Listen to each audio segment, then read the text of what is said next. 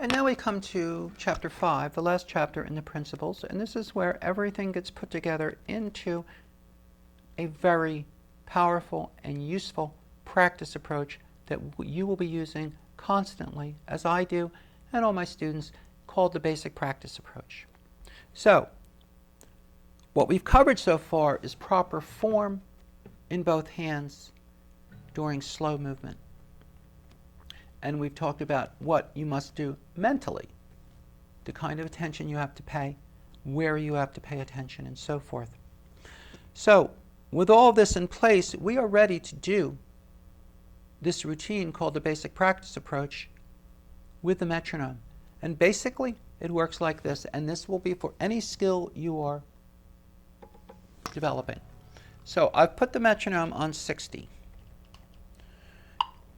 After I have done my no tempo, maybe I'm doing the right hand string shifting exercise. So I have done my no tempo. Now I want to put it to a beat. But that beat is going to be very slow. It's going to be 60, and I'm going to take 4 clicks per note like this. 1, 2, 3, 4, 1. You need this kind of slowness to be relaxed and to be in control. And you should be looking at the pick. You'll go down the whole range of the strings at this speed, and you'll come back at 60 at 4. When you do it, you will touch the string ahead of time. You'll see in the principles, play, 2, 3, touch. It's good to say it out loud. Play, 2, 3, touch. Play, 2, 3, touch. Play, 2, 3, touch. That's going to give you the right kind of action. It's also good when you touch to bounce a little. At 4 clicks at 60, you have the time to do that.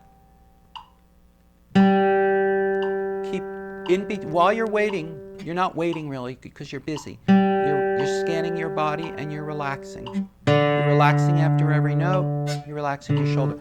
The better you do these very slow tempos, the better you will do the fast ones. You work it at 60, you move the metronome to 80.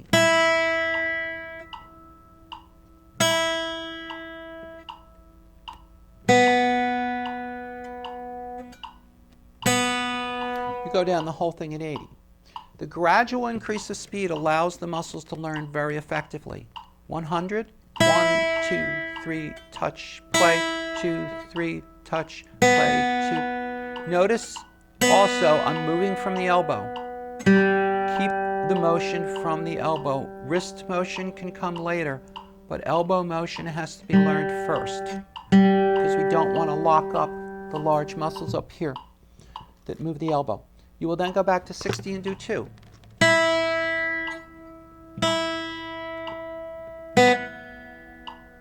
Going through the whole exercise 60 at 2. You'll do 80 at 2. You'll do 100 at 2. Now things are beginning to be a little more automatic. I am still touching the string ahead of time.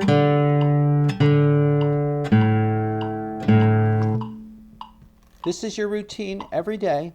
You may not work up even this fast for a week or 2. Doesn't matter. Here's 60 at 1 click. I'm still feeling how I touch the string ahead of time, just right before I play. Still moving from the elbow, still relaxing the whole body. You'll go at 80, you'll go at 100 at 1 click. And then we get into the higher speeds.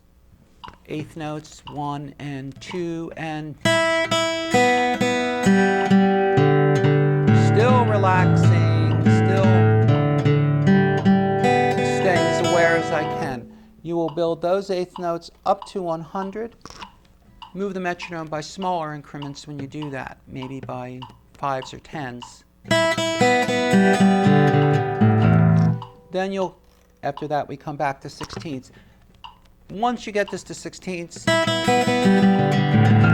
I would let go of this exercise because you'll be pretty well trained by then. Now, we do the same approach as we begin the left hand foundation exercises. We want to do the right hand first because the right hand is used in the left hand. You will take those combinations, you'll get into your good position, and you will 2, 3, touch. So the right hand's doing the same thing it did before, but now the left hand's involved. And believe me, you'll need to go this slowly to keep good form and to stay relaxed throughout the body. You will go through all the speeds of the basic practice approach, 60, 80, 100 at 4, 60, 80, 100 at 2. With each combination, so 1, 4, 1, 3, and then 1, 2, 2. So that's at 2 clicks. You'll move it eventually up to 1 click.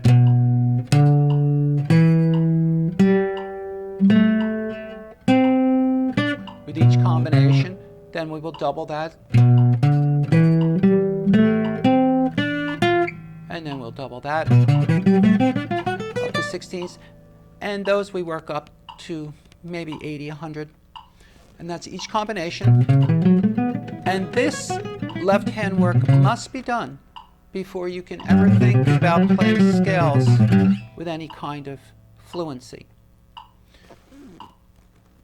So that is how you put everything together using the metronome and using the basic practice approach.